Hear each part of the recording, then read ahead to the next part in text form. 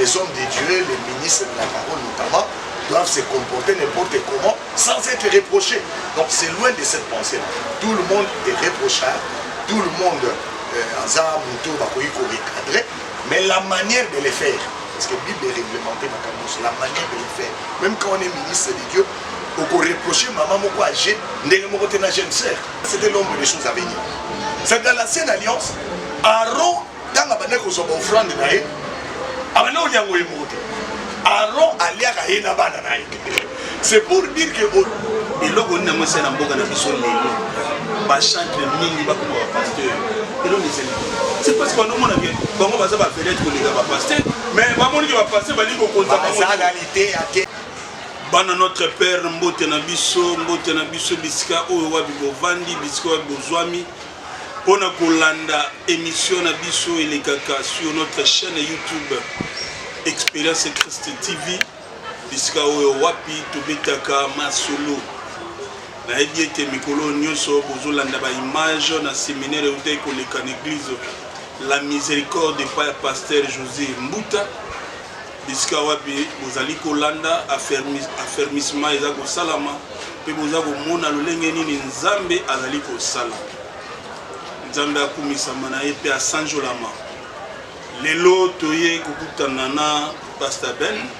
comme d'habitude ne tokutanaka na ye toye kosolola lelo toye kosolola na ntina ya makambo oyo tokomona na kati ya makomi tokosolola kaka na kati ya makomi tokobeta masolo na biso tokotanga des épîtres bisika oyo wapi mosali ya nzambe akoyeba kodevelope na nsima ya mituna oyo na kotuna ye napesi mbote na Nisepo Konzo le député provincial ya Mai-Ndombe napesi mbote bisika bovandi napesi mbote na Janvier Banda le jeune médecin napesi mbote kimia nzambe ezala na yo napesi mbote Justine Okute Bois Noir Lipasa mwindo yango ya pamba te mwindo ya ngolo napesi mbote na bosani te la baronne Ngalula Amélia napesi le cerveau frère Julie Kazongo napesi mbote nzambe abatela bino. Pasteur Ben, bonjour. Ah, bonjour, les journalistes. Qui m'est allé? Qui m'est allé? Kolo Sobaké. Bonito. Et Tonga, Kolo Azana, contrôle. Bon, ça va. Lelo, toko kende gauche à droite, toko beta masolo na kati ya makomi. Toko yeba, to batu bazolanda biso, bakomona lolenge nini ozali ko développer. Mboka na biso l'information soit l'événement en raté il y a dit makamno sur l'équipe mais to bana na makomi mais liboso na otuna yo un prophète c'est qui? Un prophète na kobi kopesa yo dévolé parce que autrefois en Israël les prophètes étaient appelés aussi voyants. Par rapport à l'ancienne alliance, les prophètes, c'était les voyants.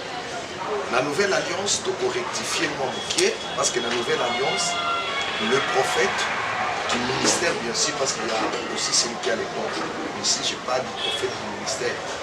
Un prophète, c'est un ministre de la parole, où nous avons il a porté la parole, l'enseignement, la révélation, la prophétie, et pas la vie au sa vie. Donc c'est un ministre de la parole. Un prophète, c'est un ministre de la parole. C'est un serviteur. Bien sûr, un serviteur de Dieu. Oh. Qui est un serviteur? Un serviteur. Un serviteur, c'est qui? Bon, d'une manière générale, un serviteur, c'est celui qui rend service. Donc dans l'église, tout celui qui rend service, et pas dans le polo, c'est un serviteur. Et dans la pensée de l'évangile, vous allez comprendre que l'église n'a que des serviteurs. Parce que la pensée, il y a aux Aramondinissam. En tout cas, c'est hors l'enseignement. Parce qu'Apocalypse, et l'objet la mission brûlée, Jésus a fait de nous, nous de la Nouvelle Alliance, un royaume des sacrificateurs. C'est-à-dire toute l'église, ce sont des sacrificateurs. Aussi toute l'église, ils ont formé des sacrificateurs, c'est-à-dire toute l'église est formée de servantes et de serviteurs. Donc, d'une manière générale, tous les enfants de Dieu sont des serviteurs de Dieu.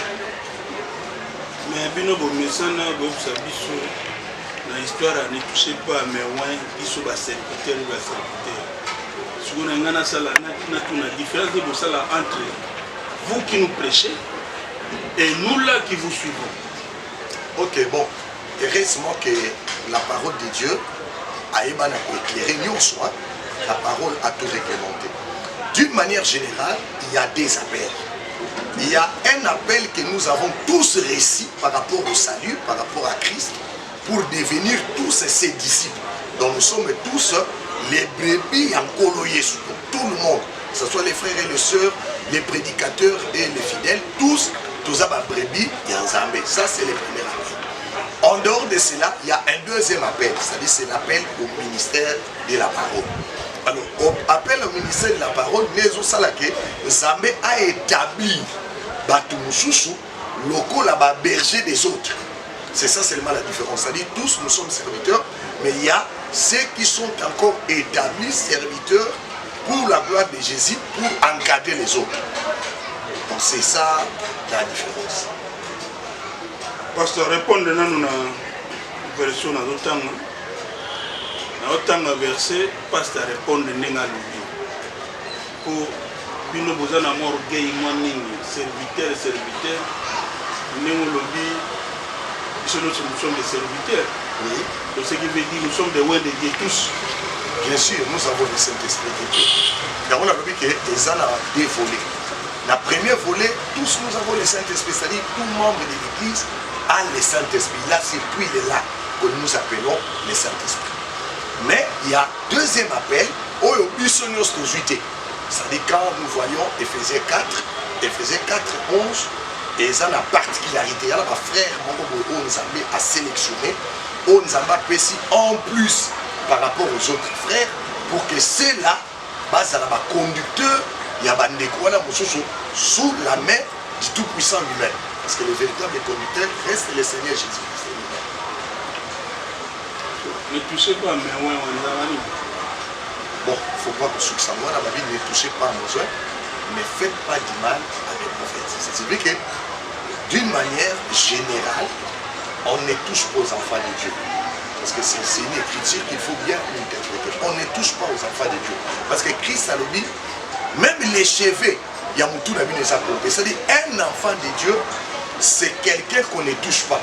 Parce qu'il a l'onction de Dieu, Azali Brinel, il y a l'issue ensemble.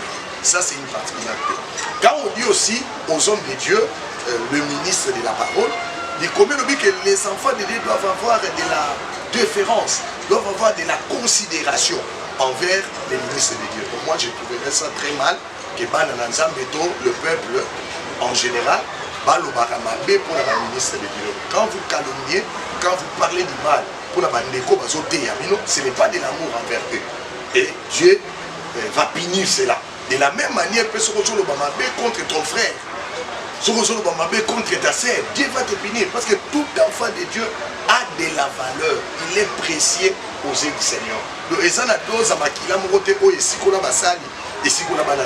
le même sang qui nous a tous rachetés. Donc, ce verset-là, ce n'est pas un prétexte pour dire que les hommes de Dieu, les ministres de la parole notamment, doivent se comporter n'importe comment sans être reprochés. Donc c'est loin de cette pensée-là. Tout le monde est reprochable, tout le monde recadré, mais la manière de le faire, parce que la Bible est réglementée, la manière de le faire, même quand on est ministre de Dieu, on peut reprocher maman moko âgée, une jeune sœur, quoique je suis berger, mais vous avez un respect. Frère Paul a cadré, il a dit que maman est mikolo, loba na bango loba maman. Baoya ba sœur, on a loba na bango loba bandeko. Donc il y a toujours de la bienséance, de la bienfaisance dans tout ce que nous faisons. Donc les respects, et ça est locaux à recommander à tous les enfants de Dieu. Il faut savoir respecter tous les enfants de Dieu. Même nous qui prêchons la parole, tant au tel Maradibosho Église, c'est avec tremblement qu'on les fait. Parce que nous sommes devant les peuples de Dieu. Et ce peuple-là a de la valeur. Si nous nous disons serviteurs, c'est vrai que nous sommes serviteurs de ces gens-là. Parce que Dieu, c'est leur Père. Alors, dans la création de Yozamo na Moussala, ma pression bana, Yakolo, n'a aussi veillé, et se comporter n'importe comment. Tu auras des sanctions. Donc, tout ministre de la parole qui se comporte très mal dans la chair, qui ne prend pas l'église de Dieu en valeur, il est fautif, il est répréhensible. C'est un ministre qui vit dans l'erreur. Oiseau comprendre bien que l'essence même de son ministère. Mais un vrai ministre, il respecte le peuple de Dieu. Prophète, dans l'église Nabino, il y a la likambo leadership. Pour le collélo, il y a le bâti que l'église est beau. L'issue, il y a le bâti que l'église zone. Et là, on est là, ça dit que nous sommes supérieurs. Nous sommes supérieurs. Nous sommes supérieurs de cette église. Nous sommes supérieurs modérés. So, et là, nous avons un pasteur, un prophète, un télé, un supérieur par rapport à Batoua. Bon, voilà, pour expliquer le problème dans l'église, nous avons aussi nos termes. Parce que des fois, quand on apprête, un terme, est trop général, et c'est vraiment confusion. Parce que derrière chaque mot, il y a un esprit. Hein, c'est-à-dire, il y a un sens à définir. Nous, on n'utilise vraiment pas les termes supérieurs. Parce que nous, les ministres de la parole, nous qui enseignons, c'est les pasteurs, apôtres. L'Assemblée des Saints, Église de Réveil, catholique, Église de Nuit. Bon, il n'y a qu'une seule église, c'est-à-dire que nous sommes à la parole véritable, par monnaie la Philippine. Pendant une parole véritable. Tu vas zébélé, la bonne parole, la saine doctrine est prêchée dans le il n'y a pas seulement Missokoyo, tout ça communément appelé Église des Saints. Mais il y a d'autres aussi, on va dire comme Église des Saints, mais qui sont en réalité par nature une Église des Saints. Parce que l'Église des Saints, c'est d'abord pas un nom, mais l'Église des Saints, c'est d'abord la nature. C'est là où la parole est prêchée comme il faut, c'est une Église des Saints. Le même chose avec l'église de Makala, c'est une église des Saints. Voilà, donc Biso plus supérieur, Bino ne vous autres termes, on a supérieur. Yes, on peut dire que terme supérieur. Yes, on vous êtes tous frères. Nous mon côté à mon rôle à l'équipe moninga. Parce que dans un corps, c'est comme ça qu'on explique. Dans l'assemblée, dans l'assemblée, que les malais pour expliquer. Ça signifie que dans l'église, il n'y a pas de terme de supériorité. Dans l'église, on n'a pas de problème, il y a la grâce. Vous comprenez que tout compte, il y a la grâce. Ça dit la grâce. Église à Jésus-Christ, c'est quoi? Église à Jésus-Christ, c'est l'église à Congo. Église à Jésus-Christ, c'est à Congo. Oui, c'est à Congo. Donc, pasteur, même l'ina chante. Mais pasteur, les Angoulous, chante les Angoulous. Chacun des articles à la Moulomone. Le problème, c'est que nous respectons. Non, voilà, dans les rangs, dans le même tout temps, dans la classe, à la manière des hommes, ceux qui sont dans la rang. Nous sommes tous dans la rang. Nous sommes à moi, nous sommes à la Simanaï, nous sommes à la rang. Nous sommes établis par le chef suprême qui est Jésus-Christ. C'est-à-dire, moi, dans la Nzambe, il n'a pas besoin de se sentir inférieur. Parce que le problème dans la Nzambe, il y a un boutique à la rôle, il y a un boutique à la couloir. C'est comme dans une équipe. Le numéro 10 à Olobaté quand ça supérieur na gardien. Il n'y a pas un problème de supérieur. Pas forcément. Bien véhiculé, il s'habille bien, bien équipé. Bon, voilà l'aspect qu'on peut donner. C'est ça Nengwana. Exactement. Bon, je ne sais pas. Mais dans Nibu, il que partout c'est comme ça. Nous allons leader. Et ça n'a pas d'ensemble. Dans l'assemblée de ces fêches, c'est Namakal. Nani l'idée. Donc, on sous-entend que Yonde est dans la dispensation à cet esprit. Mais Moutou Oyo, Moyembi Ponaye, c'est la passe à 9 fois Pambolaye. Mais par contre, tout le monde a un chantre belé. Tout le monde a maman Lorombo. Nous aimons le logo là. La robe. Nous aimons le logo la robe. Ils ont édifié Bananzam de belé. Papa journaliste. Pourquoi ça va dans Zambie la carte rébellion? T'es n'a pas makambo ça là. T'es ça rébellion t'es. Ils sont prêts. Toujours ça la thé makambo ils sont en dehors à parole. Ça signifie quoi? Nous restons dans l'enseignement. C'est-à-dire, soit tu tires dans Moulongo, totika na makambo établi par l'enseignement des apôtres, tokomi tumisa te. Dans l'église, qu'est-ce qui est rémunéré? C'est-à-dire, makomi lobi que à celui à qui on enseigne la parole. C'est-à-dire l'enseignement, bah pesi biso droit ya kozwa salaire moko boye lié na ngolo yo nkola pesi biso. Là biso te to établir là. Ngolo nza pas pesi biso. Mais c'est comme dans l'ancienne alliance, parce que l'ancienne alliance c'était l'ombre des choses à venir. C'est dans l'ancienne alliance, Aaron, dans la banque aux offrandes, Aaron allait à Yéna Bananaï. C'est pour dire qu'aujourd'hui, quand moi, qui suis pasteur, nazo zo offrande, nazo zo adine, non liya monga mokote, nazo liya mo na libota auto ça na bango ça. C'est ça le problème. Mais le problème c'est que les autres quoi n'est pas la gaille. Bonne année. Les autres quoi pas la parce que moto a établi service sur la logique quoi y a pas la gaille. Et ça n'a été. Oui, ça n'a été. Alors peut-être que la personne moto la caméraman Moïse Kitenge. Rappelle la personne moto. Yoga ma commune est commis pas ça. Ephésiens chapitre 4. Na ba na premier verset ti na ko kita place dans mona isika les autres tukayo tout est le miwana. Je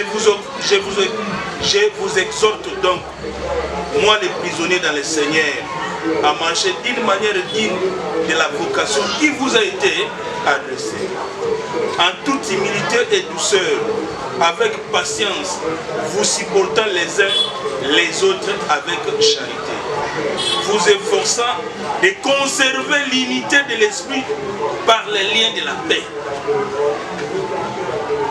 D'abord, vous efforçant de conserver l'unité de l'esprit par les liens de la paix. L'unité de l'esprit. Ce qui veut dire l'esprit qu'a les pasteurs, l'esprit qu'a les prophètes, l'esprit qu'a l'évangile, l'évangéliste, l'esprit qu'a les docteurs. Les appels même esprit, ils ne peuvent pas chanter. Et ça comment dire? Et ça comment? Le problème c'est quoi? Le problème c'est que yo on a un souci. Il y a Moussalo et Zayote, Moussalo et Zayanzamé. La diversité, tout ça, la diversité est une division. Il y a l'égalité. Non, il n'y a pas l'égalité, je ne sais pas de quoi tu parles l'égalité. L'égalité est proportionnelle, c'est-à-dire tous égaux dans le sens que tous nous sommes enfants de Dieu. Mais en matière de grâce, nous avons reçu des grâces différentes. C'est-à-dire qu'on ne peut pas parler de l'égalité quand il s'agit de la grâce. Parce que la grâce, ça lit, on est plus qu'à tous échos. Mais les grâces particulières pour les services, tous un n'importe quoi de yo, le beau on a le coloba, parce que chacun a son rôle. Le beau est le coloba. Dans le bim, dans l'église, il y a un dans l'église, il y a un l'église va passer à Sipéré dans la chaîne. Établi par Dieu. Établi par Dieu. Prophète. Parce que nous avons passé par conducteur à la prophète. Et là, on a un chantre mingi ba comme pasteur. Et là, c'est parce qu'on a bien. Comment on va faire les gars pasteur. Mais maman qui va passer, va dire qu'on la réalité, les problèmes, et là, comme c'est la chantre, on va bien habiter dans le ministère. Parce que ça va chanter dans ce jour. Va bien habiter dans le ministère. Mais la chantre va bien habiter dans le ministère. Et là, comme c'est ma moine et à l'opposé. Bien aimé, le boko, attends, mon il a autres va bien. La football. Le colazo dribble à l'autre babi, le boko qu'on le matin que le roi le colazo babi peut-être va te aller ming, bazo bengue pied magique, na le boko peut na bana musima balo, so aussi balo albite à chango siffler, à chango touche. C'est exemple bien. À chango touche. C'est exemple bien. Oh mais c'est exemple bien. Maman, là il a le ballon. Dans la zone qui dans le colo, azo dribble azo tia babi, le boko est quoi ça les problèmes parce que ceux qui le boko la gâte à football à 6000 sous ballon là pas d'aller pour touche. Dans la gâte pour le marquer tango, le ministre à parole à Zotéa. Chantre c'est la tika na molomo na ye. Ministre pe atika na molomo na ye. Donc n'est na biki alona na boyoka ni akala yenda baneko so c'est les sacrificateurs. Mais balobi que tant azo me babiloko na ndako na ya azolia mo yemokote. Azolia mo elomo na bana. Donc dans les ministères nous considérons que les chantres, les portiers, comme étant les enfants d'Aaron qui mangent avec les ministres. le moi bien le Congo sur le boulot sur le Tchadi moi le Congo Simba c'est ça non exactement la tout le soir tant le Congo le Tchadi là la c'est le Congo tout le monde oui tout est bana na nzambe bana pastor ben tant le Congo le Tchadi ni la sa eloko oyo ke le Congo le Tchadi il fait la sincère le Congo tout mama tout mo BCP nani akolakisa sengo na kitu BCP munoko loboko na c'est-à-dire na lokolo mtechedi loboko la kisi esengo munoko egangi bazo jouer même yango omona ke bana nzambo ya solo soki pasteur na bango motei na bango nzambe azopesa ye biloko azokabela ye ata mituka balanga nesengo l'église maintenant bato balingi nzambe balanga nesengo komona bakambi na bango bakokende liboso ezala nesengo adoration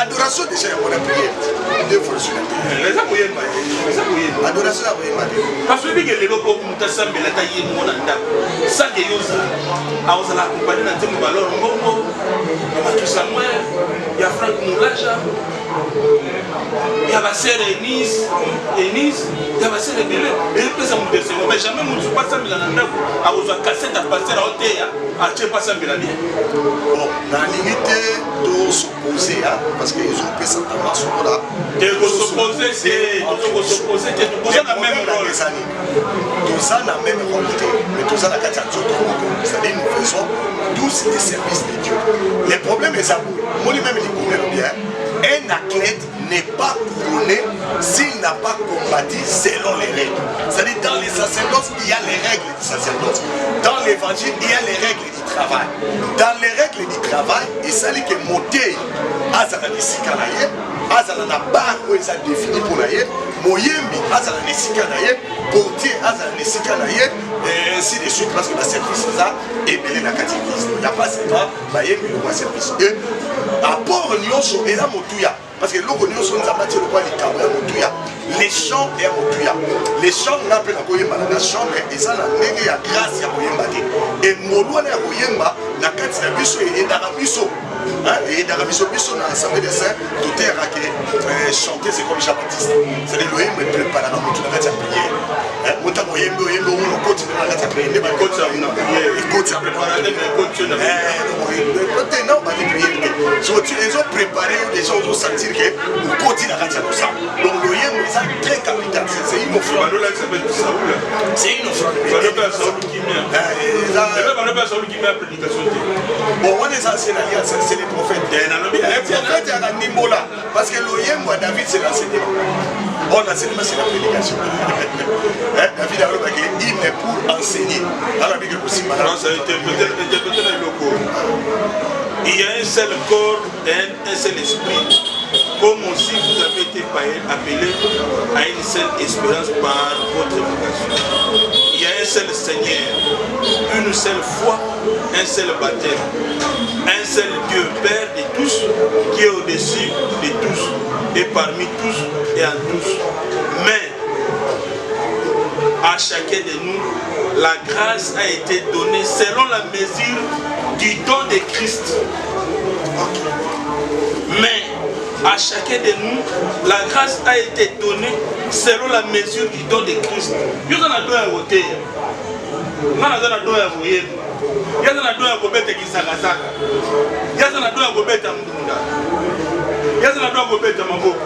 Alors comment est-ce qu'il peut nous passer des moments plus supérieurs? Bon, on a évité les campagnes supérieures, là, mais je crois que les Écritures sont claires, j'aime ça. Frère Paul a dit bien. Alors que nous devons conserver par la paix l'unité de l'esprit. Le corps est un seul. Mais ce que j'ai aimé aussi, c'est que l'Écriture de l'Obi, chacun de nous a reçu la grâce selon la mesure du don de Christ. Donc, et quand ça déjà que plus de gens sont tous une nègre mon corps, c'est tous une nègre mon côté. Voilà, nous devons déterminer mesure à représenter la montée à Christ. Donc, ce qui Christ appelle c'est mon 5. Yo, Christ appelle c'est 10. Mais c'est ça les paraboles de l'État là. Yo, Christ appelle sur donc il y a goûté. Mais nous appelons ça il y a goûté de Kizakazak. Autant que Badoye Malaki Kizakazak, et ça pour accompagner chaque temps. Ok, ce que tu as dit, c'est règle du sacerdoce, c'est-à-dire règlement, il y a un macabre, il y a un macabre, et le babiboué, que naï oyo nazoteya, nazala lokola sentinelle, il y a bandeko ba obeta Kizakazaka, il y a bandeko ba zosala musala mususu. C'est là la différence, il y a on azobake dozui nenge mon côté, c'est-à-dire il y a la mesure oyo nkolo apesi biso quand nous on a la parole la tala, nous sommes 5, nous sommes 2, nous sommes 1. Mais le problème c'est que on a 5 à cause de glorifier dans 5 par rapport au tout. Pour ma commune le que mutumo quoi c'est glorifier en fonction de l'autre. Ngata ki muté na omi kumi sakate par rapport à chanter. Na okumi sakala loto monanga par rapport à ngamo. Est-ce que na osala makabulanga nenge likomi ezosenga la sala chante pas autant. Est-ce que nous sala na osala tant que chante na osala mo nenge doctrine esenga la sala. C'est là le problème. Donc chacun se glorifie par rapport à lui-même, pas par rapport à autre. C'est ça la diversité dans l'unité. Donc dans la première où elle est là, maintenant tellement dans la couloir là, elle voit la football, mais ils dans la couloir gauche, tika la couloir gauche, à la droite à la supériorité, ou à la poteau à la supériorité. Donc dans l'église il n'y a pas de problème à supérieur, mais il y a problème à boutique à la moulongo, puis à boutique à la règle des jeux.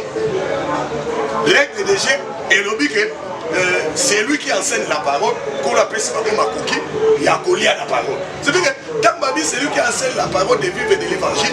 Bon, c'est clair. Donc, il y a sauté. So, il y a sauté, il y a débattu, il y a collé à mon côté. Il y a Nabaninga. C'est ça le problème. Moi, ça pasteur à Ghana. Moi, ça pasteur, moi, ça pasteur. Ça, c'est pasteur. Moi, ça pasteur à sa sœur. D'abord, il pasteur là. C'est un don. Parce que don, c'est un don particulier. Moi, ça pasteur à sa sœur, parmi ma sœur, nos sacrés. Moi, ça pasteur. Na musala nzambe akoza supérieur ya chantre azo epela nzambe letonga mais moi ça pasteur aza ser soka aza chantre nzambe azoloko soka akombaka nzambe azoloko soka asalaka mosala moko songolo nzambe azoloko aza ser aza na statut moko te oyo particulier mais na kinshasa automatique mosa pasteur malamoko akomi pasteur po baeglise na bino ebele ya kinshasa olingi kolanda molongo ya organisation mokili nango nde mokuta banda kolobaki na ye na mama po mama mona bino mpe bomona mama bosepela ça veut dire que quand quelqu'un est élevé automatique moi ce n'est pas Thomas moi ce n'est pas comme pasteur obenga mama pasteur maman prophète maman apôtre ça n'existe pas dans les écritures madame comme on a eu maman Carlina ok Carlina avant d'aller au sol oui ça s'appelait papa ah oui ça s'appelait et à la commis avant d'aller ici quand oyo libote c'est qu'il est fan avant d'aller au sol il y a des pasteur yo na morate pasteur na pasteur na fiche na mosina c'est bien ça n'est pas et puis organiser convention moko bâtir le pasteur na mosina bon déjà peut-être ça dans l'organisation là maman oui ça là que bon ça l'organisation là maman mais là dans ça une organisation oui ça c'est le modèle de la Bible parce que moi même Moïse moi to maman mon dama insistaka abi sala makasi o sala nyonso selon les modèles que j'étais montré dans les modèles que nous a montré bah tiens moi si peut méditer parce que tout le monde a qui biso to batie c'était tout pali ngai prophète Ben j'ai maman Carline comme femme mais Pierre pas qui moi sinaye les gens pas qui moi sinaye ba to ba na ba sina bango mais ba sala qui na bango ba to mate po bango bazo qui ni ka ba to bango ba les kolanga ba tei otika ba ser ba sala parcours na bango les sœurs moi c'est pasteur par rapport à un ministère à un ministère seulement que en tant que moi c'est pasteur et donc on a beau ça qui face à la boquette il a beau être les convicts parce que misu ya bato kotala et moi mingi et kotala et moi mingi à cause de l'auto mobile là on dit nous ça ya te ya boy bon moi sinai ya te ya boy bon moi sinai moi déjà la position moi ça noté à côté ya te mais asalaka makasi abikelaka mpe lite ya mobali na ye mpo azala libaku te na lotomo ya mobali azala libaku te meme bana bapasteur bazala libaku te na lotomo ya papa na bango mais sinon baa na lotomo te omona église de biso congolais inabi SCT nabi église ya nzambe na Congo ozomona ngona bon na prophète église ya nzambe na Congo na souligné SCT na comprendre donc église oya Yesu Christo mais na Congo kati ya Congo bon ils ont évolué nzambe azobatela église na ye malgré bate ya lokuta malgré bafond prophète te yozala droit ya koloba te bate ya lokuta te nga te bible koto mingi bamobate ya lokuta depo bible mingi basuka bate ya lokuta bakosa otobikela ata malgré bate ya lokuta mais nzambe azobatela baoya ye babatelaka meme lide ya malamu donc église ya nzambe eza nango bien eloko ya mikemike lokola eloko ya mikemike lokwani eloko ya mikemike ya malamu to ya mabe ya mabe to ya malamu déjà c'est nalobaki alola aliaka ye moko te alola aliaka na bana na ye lomoteyi oyo aza na bolingo ayebi ke oyo azozwa esprit mpe apartage yango na bato azosala na ye kosala ozapena bamaîtresse maîtresse lokola des ingrédients te eza liloba na nzambe te liloba na nzambe boyango mais soki l'homme n'a jamais été fidèle. L'homme n'a jamais été fidèle. Il est aussi fidèle. Dans les mariages, l'homme aussi est fidèle. Parce que quand on parle de l'alliance, mariage c'est la loi alliance, la carte alliance, le tenue soit pour que l'alliance est infidèle. Donc l'homme aussi est infidèle. Jacob a été fidèle. Jacob a été fidèle. Non, ça dit, nalobi bien, nalobi nzamba kanade, nalobi boyo kanyaka. Ça dit nzambe wana. Nzambe wana. Nzamba kanade. Mais boyo kanyaka les ana. Boyo kanyaka les ana. Donc nzambo yo, après ce que Jacob, pour Israël, aye mobongo malelo. Nzamba bongo wana raté. Le problème c'est que Nzamba travaille dans la dispensation. Mais pourquoi on va dire Jacob est fidèle? Mais non, bien que Nzamba travaille dans la dispensation. Nzamba travaille dans la dispensation. C'est-à-dire que même Dieu, il travaille dans les dispensations. C'est-à-dire dans la dispensation, où Jacob a zalaki. Où Mose a fait ça qui Mobeko a déterminé qui même le règle des jeux sur les mariages. Il y a encore Jacob infidélité. Parce que après ça va une possibilité il y a contacter ma mariage mais au moment où la possibilité nous avons appelé ça parce que mon père est la parfait il y a un moment où il y a Jacob mais la dispensation et ça l'a dit que contacter sans pour autant que mon père puisse avoir un problème le problème c'est que va verser la note c'était ça la règle des jeux là-bas. Mais Babiga il n'a pas voté.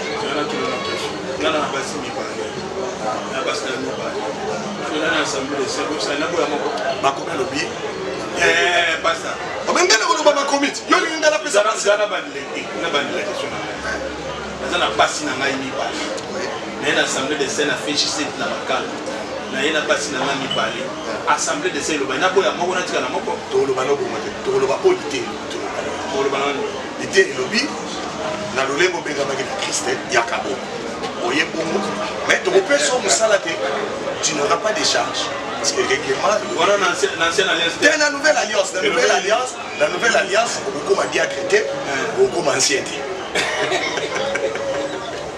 beaucoup m'a ancienneté mais moi ce qui te ngaza diacrété ça pas ancienneté quand on habite beaucoup tika na lobby boy sans fonction sans charge na bandé caméraman a biso Moïse aza diacrété aza ancienneté aza intercessité aza nega mondimi ya kiti donc ye otika na mwana na basi mibale wana pas ayena ndeka ayena ba batika libo so en quoi polygamie est sur soki ayini na bango mibale mais soki ezalaki mabe te mpona nini baboyi bango bazwa charge ya diakona bazwa charge ya parce que baza modèle te sikoyo lokola bango boboyi bango eke bakoki koexécuter yango pourquoi pas leur dire que teti boya moko tika na moko te biso te bato koloba yango c'est la parole qui doit dire ça c'est-à-dire dans l'église tosala basentiment te dans l'église on dit ce que la parole a dit quand la parole dit que bazala bongo totiki bango bazala bongo mais la parole elobi ke bopesa bango charge te parce que baza modèle topesa bino charge oyo elingi oloba lowa mpena charge te bango na nzambe te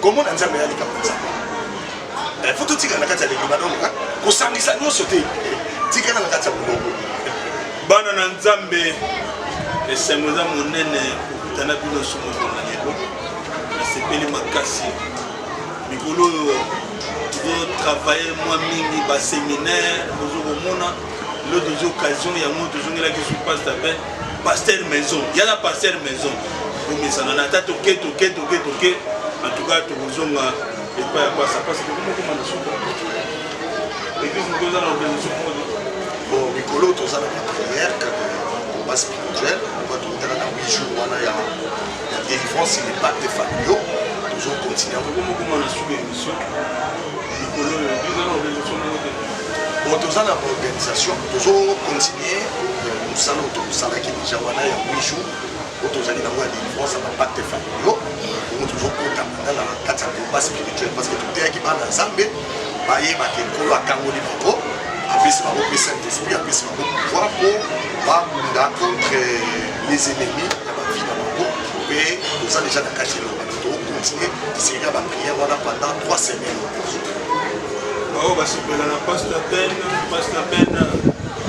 aza na posa ya bamoyen po église ifo esalama na banord pour que yo moto amotuka ndenge oyaka otalaka eske awa esengeli na ngai awa boya osali appel moko te appel ya ndenge ozobongisa église ok bon tozobongisa bana nzambe bazocontribue bana nzambe oyo baza peut-être mosika bazolanda biso na nzela ya internet en tout cas toza wana fiche numéro 7 na makala numéro ya contact na biso soki oko contacte biso eza 081 517 39 33 mosala nzambe eza mabele ya malamu okoki kolona en tout cas pesa part na yo nzambe akozwa mpe nzambe opangola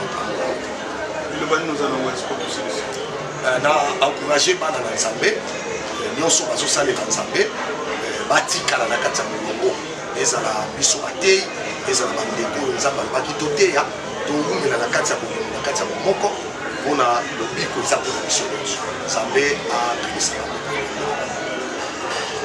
nzambe abatela la république démocratique du Congo et son peuple ekutani na numero mosusu merci